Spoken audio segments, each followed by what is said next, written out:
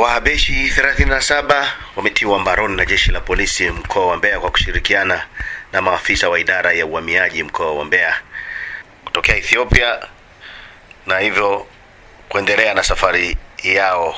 Mshikaji ndio alikuwa anawahifadhi na tunajua tena diri, lakini limekuja limebumburuka, na hivyo jeshi la polisi kwa kushirikiana na maafisa wa idara ya uhamiaji mkoa wa Mbeya wakafanikiwa kuwakamata wa jamaa maeneo ya Kasumuru, ni mpakani mwa Tanzania na Malawi, wilayani Kyela mkoani Mbeya. Huyu hapa RPC Kuzaga anatupa taarifa kamili ya tukio hilo.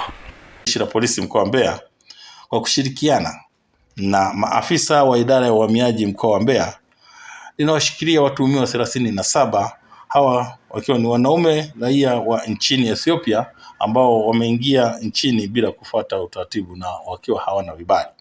Watuhumiwa walikamatwa Januari 16 mwaka 2026 majira ya saa 10 jioni katika kijiji cha Kasumuru wilayani Kyela mkoa wa Mbeya, na walikamatwa na askari wa jeshi la polisi kama nilivyosema, wakiwa wanashirikiana na maafisa wa uhamiaji wakiwa katika operation ya pamoja waliokuwa wakifanya ya kuzuia na kudhibiti uhalifu katika maeneo haya. Kwa hiyo wahamiaji hao waliosafiri na kuingia nchini kwa vificho kwa kutumia njia zisizo rasmi, kisha waliweza kwenda kujificha kwenye nyumba moja ya mtu ambaye alifahamika kwa jina moja tu la Kasanga iliyopo mashambani mbali na makazi ya watu kule maeneo ya Kasumuru.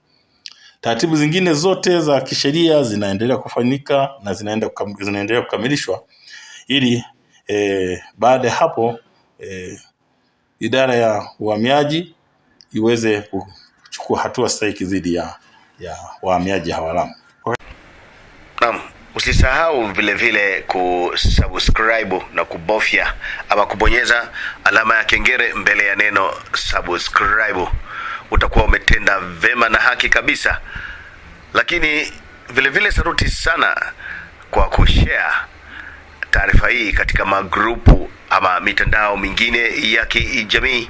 Utakuwa umetisha sana.